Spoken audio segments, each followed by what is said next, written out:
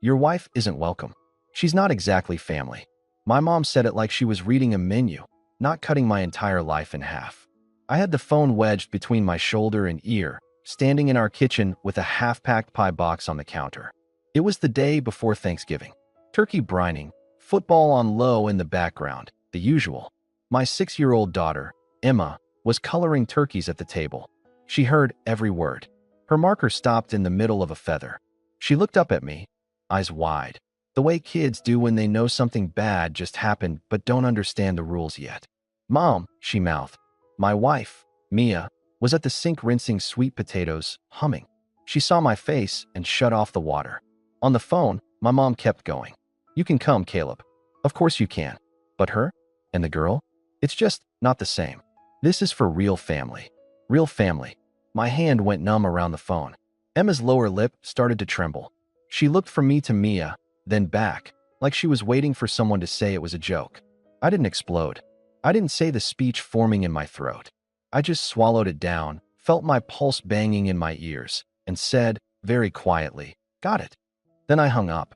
Emma whispered, "Are we in trouble?" I managed to say, "No, baby, we're not." But in my head, something finally snapped into place. Not rage, not even shock, just done. I'm Caleb, 37, firefighter, live just outside Dallas, Texas. I work 24-hour shifts at the station, see things I don't talk about over dinner, and then come home to a little brick rental with a too small driveway and a backyard Emma insists is a forest, even though it's 4 trees and a fence. Mia and I have been married 3 years. Emma is biologically mine. Mia came into our lives when Emma was 2.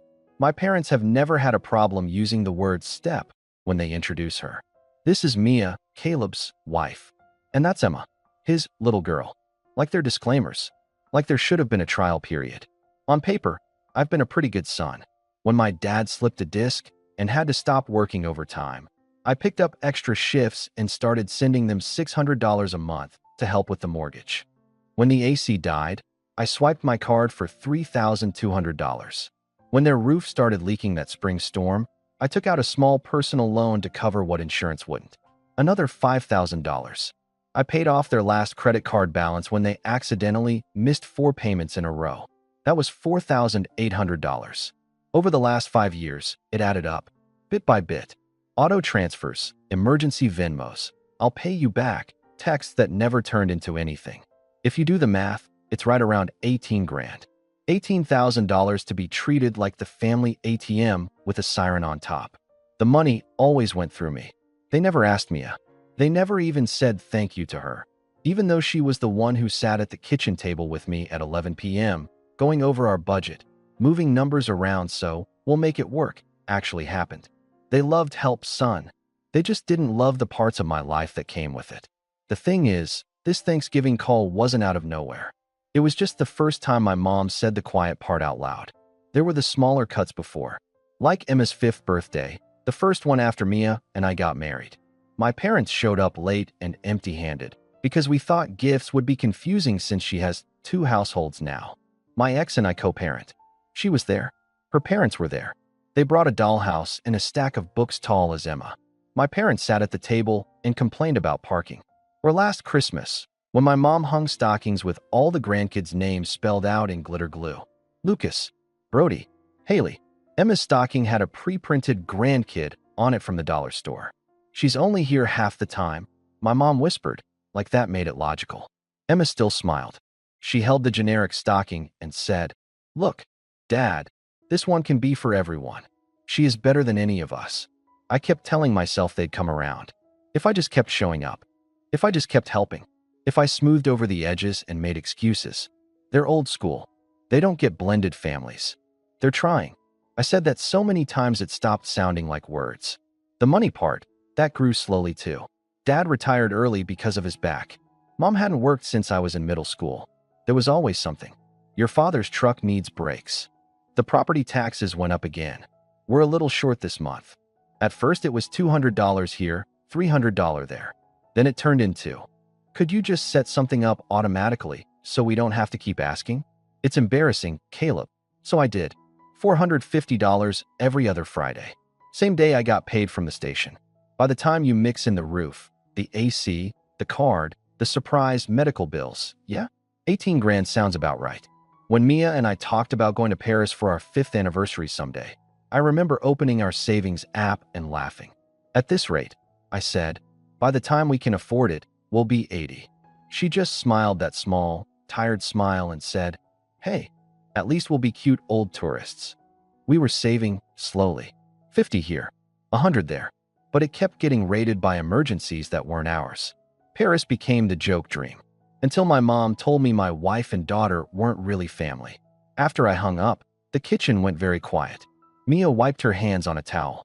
What happened? I sat down across from Emma. Her turkey drawing had a smear of orange where her hand had shaken.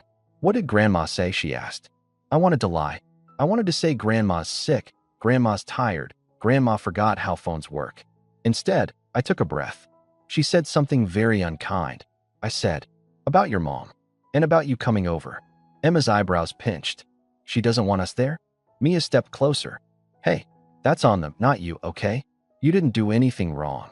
Emma's eyes started to shine. She pressed her lips together like she was physically holding the tears in. I made her a turkey, she whispered. I put her glasses on it. She'd drawn the glasses lopsided, and my mom's gray streak through the feathers. She'd been so proud. I felt something in my chest twist hard. They don't get your turkey, I said. They don't get you. They don't deserve you. Mia looked at me over Emma's head. Caleb, but there was no walking this back. I stood up and went to the counter where my phone was lying face down. I picked it up, opened my banking app, and stared at the numbers I'd been pretending not to see. There it was. Automatic transfer, Mom and Dad. Next run, Friday, $450. I clicked it. Edit. My thumb hovered. Then I hit Cancel Transfer. A little confirmation popped up. Are you sure? Oh yeah. I'd never been so sure of anything. That's one thing, I said out loud. Mia frowned. One thing what? I scrolled a few more screens. Into our savings account. The sad little vacation fund Mia and I had been feeding scraps to for 3 years. Balance, $3,200.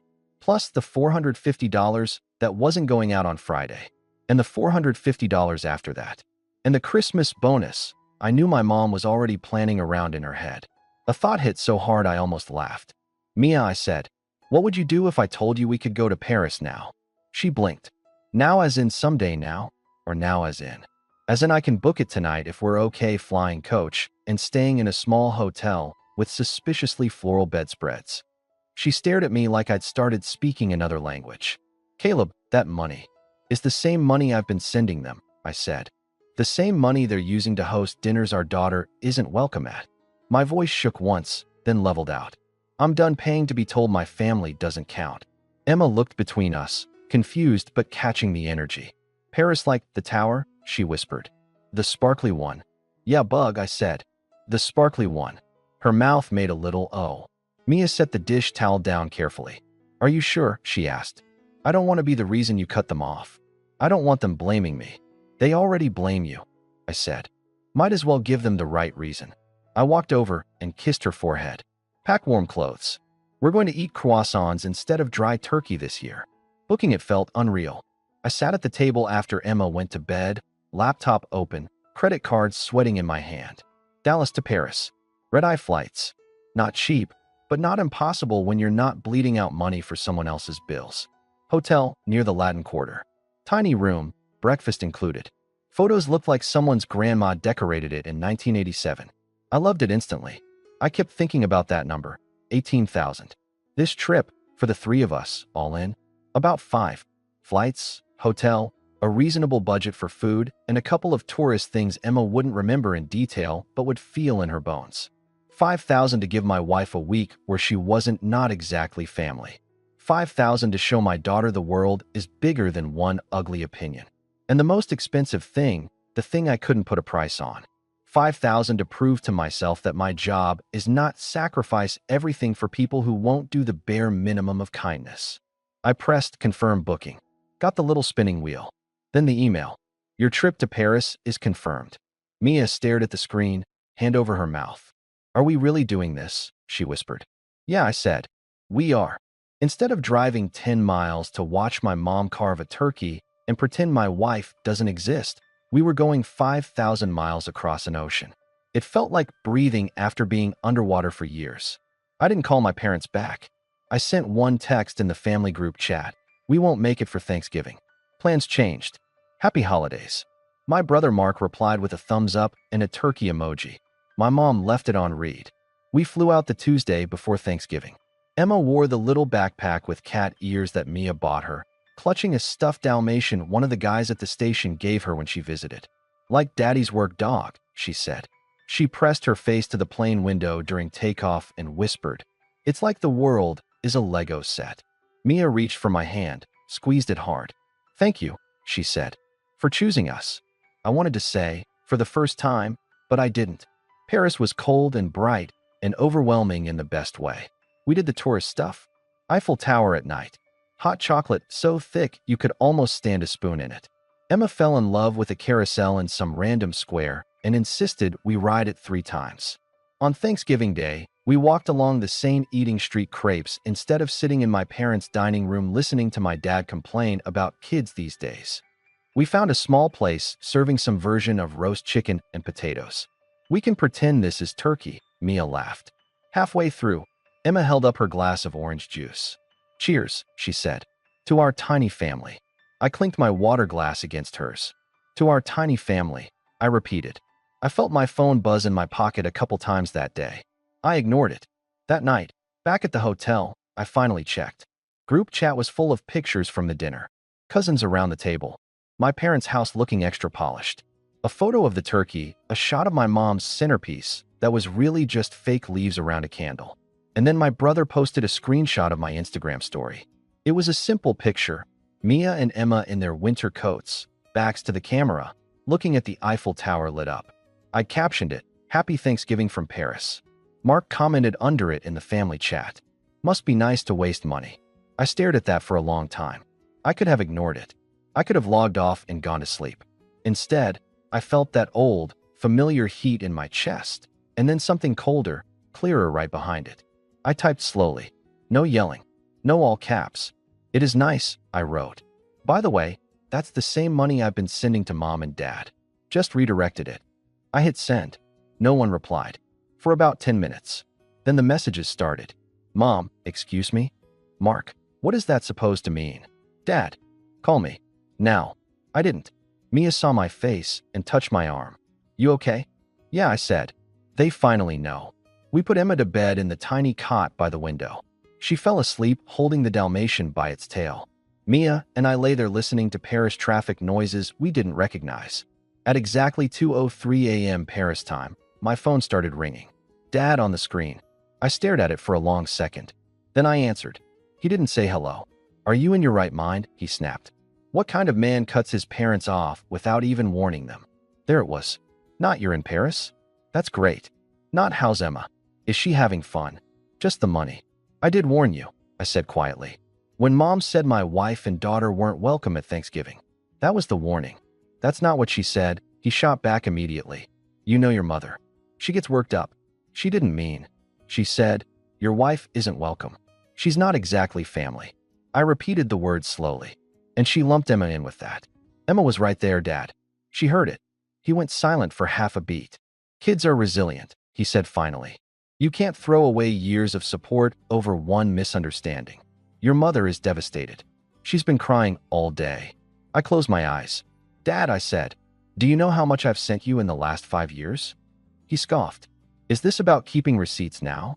18,000, I said. "Give or take.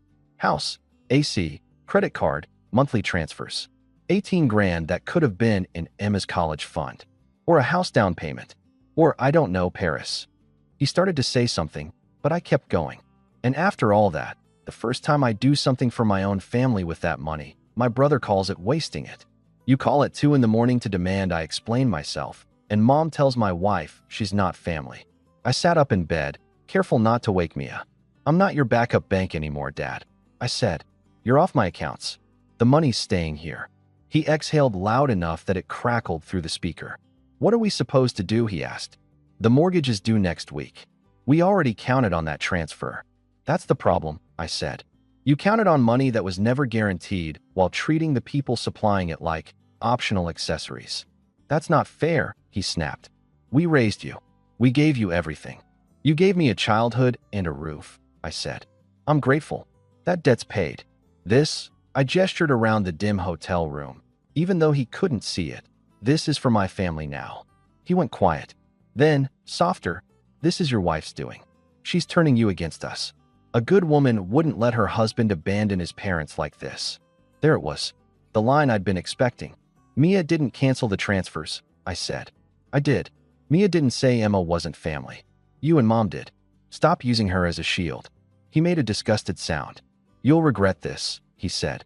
When she leaves you and you come crawling back, don't expect us to. I hung up. My hands were shaking again, but not like before. Not from fear. From finally putting the fire out instead of sitting in the smoke.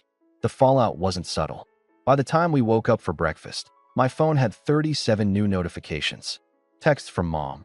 Long ones full of phrases like, after all we've done, ungrateful, she's brainwashing you, and you're breaking your father's heart. A paragraph about how they'd already booked a cruise for next spring, and we're counting on your help like always. Mark chimed in with, you embarrassed them in front of everyone. Over a comment. Grow up. My sister, Tori, sent a different message. Hey, I heard what Mom said. That's messed up. I'm sorry. That one I actually answered. Thanks, I wrote. Paris is nice, by the way. She replied with a heart emoji and a picture of her kids in the backyard holding a happy Thanksgiving sign they'd clearly made themselves. Show Emma, she wrote. They miss her. I did. Emma grinned, mouth full of baguette. My cousins, she said proudly. Yeah, I said. Your cousins. Not everyone was against us. That mattered. I didn't answer my parents. I didn't argue. I didn't send a long essay explaining my feelings. The boundary was already set. Money stays here. My wife and daughter come first. Everything else is just noise. When we got back from Paris, life slipped back into its usual rhythm. Alarms at 5 a.m. Coffee that tasted like dirt at the station. Sirens, calls, smoke. Only now, when payday hit, my phone didn't ping with automatic transfer to Mom and Dad. It just stayed. I opened a new savings account and labeled it Emma Future. First deposit, $450. It felt tiny and huge at the same time. We spent one Saturday afternoon printing out our favorite Paris photos and hanging them in the hallway. Emma taped her Eiffel Tower drawing between them. This is our museum, she announced. Mia kissed my cheek. We really did it, she said. We picked us. It was quiet. No dramatic soundtrack. No lightning bolt moment. But my shoulders felt lighter in a way I hadn't even realized I was carrying. My parents didn't take the hint. Of course they didn't. They showed up at our house 2 weeks before Christmas just to talk.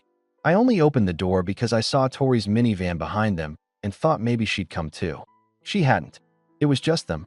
Mom's eyes were red like she'd either been crying or worried someone might think she hadn't been.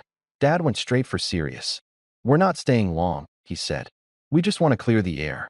Emma was on the living room rug with her Legos. When she saw them, she froze. Hi, sweetie, Mom chirped. We missed you at Thanksgiving. Emma looked at me first. I nodded once. She gave a tiny wave. Hi. Dad looked past her like she was a lamp. Caleb, he started, we talked to Pastor Jim. He said family should work through things, not cut each other off. We're not cut off, Mom added quickly. We're just hurt and confused. You could have talked to us before you did something so drastic. You mean canceling the money? I asked. Mom winced. It's not about the money. Okay, I said. Good. Because you're not getting it back. Dad's jaw clenched. We're behind, he snapped. Between the cruise deposit and the heating bill, we're in a bind. You know that. And you know we've always counted on your support. I glanced toward the hallway where our Paris photos hung. You put a vacation deposit down before paying your heating bill. I asked. And you were counting on my support for that? He didn't answer.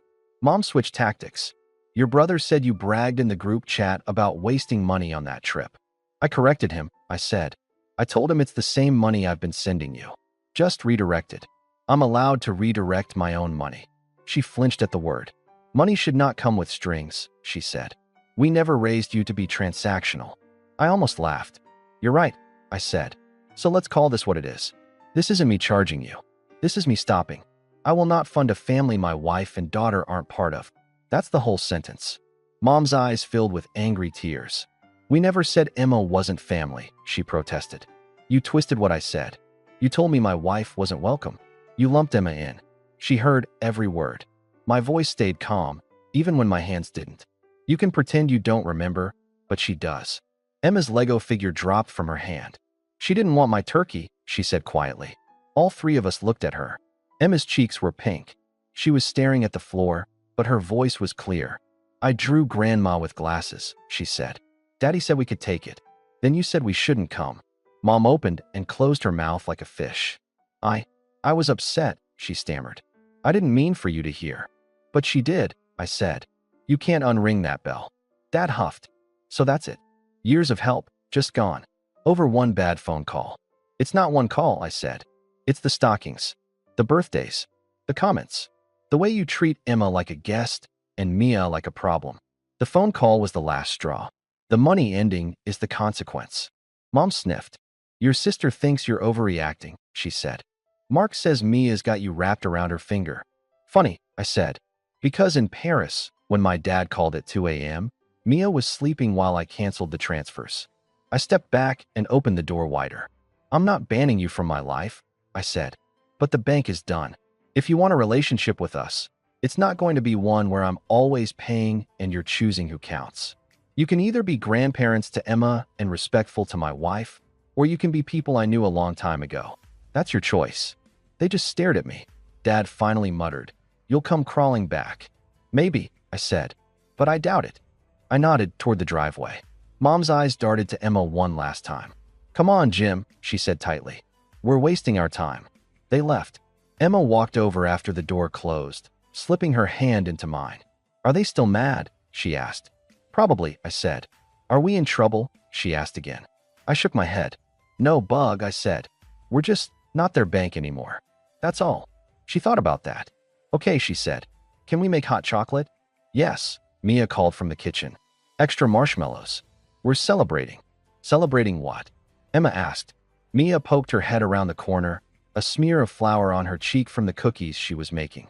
Us, she said. We're celebrating us. Christmas came, and we didn't drive across town or dress up for anyone. We stayed home. Tori texted that morning that Mom was pouting, Dad was ranting about ungrateful kids, and Mark was fake agreeing while his wife glared at him. Then, we're coming over after lunch. If that's okay. I told her, doors open. Bring whatever. Or nothing. By noon, our table was set for 4. By 3, it was 10. Tori, her kids, my cousin with definitely not stolen cookies, even a guy from the station escaping his in-laws. We dragged out folding chairs. Emma tore around in reindeer socks, screaming with her cousins. No one asked where my parents were. They already knew. At some point, I noticed the 2 empty chairs I'd set near the wall without thinking. Where my parents might have sat. Emma pointed. Who's that for? Just extra, I said. For people who decide to show up later. She nodded and went back to Legos. After dessert, she disappeared and came back with a drawing. Me, Mia, and Emma under the Eiffel Tower, hearts in the sky. My family across the top. My throat burned. Can we put it on the fridge? She asked. Right in the middle, I said. Looking at that picture, I realized I didn't actually want my parents' approval anymore. I wanted this. A home where my kid never has to ask if she's real family, and where my money builds our life, not patches theirs. I'm on Caleb's side here, because the day before Thanksgiving his mom said, Your wife isn't welcome. She's not exactly family. Emma heard it, and Caleb had been sending $450 every other Friday, about $18,000 total, while his home was treated as optional. What this story teaches us is that financial help can't replace basic inclusion, and when respect isn't there, access to your money has to change. First, document every payment and message in one folder. Second, if you ever help again, use a short written agreement with the amount, an end date, and clear terms. Then confirm the boundary by text and stop automatic transfers. I've been in a smaller version of this, when just for this month became the default until I put numbers and dates in writing. What's the lesson you're taking from this one? Would you have ended the $450 transfer right after that call, or sent one written boundary first? Written boundary first. Written boundary first. Written boundary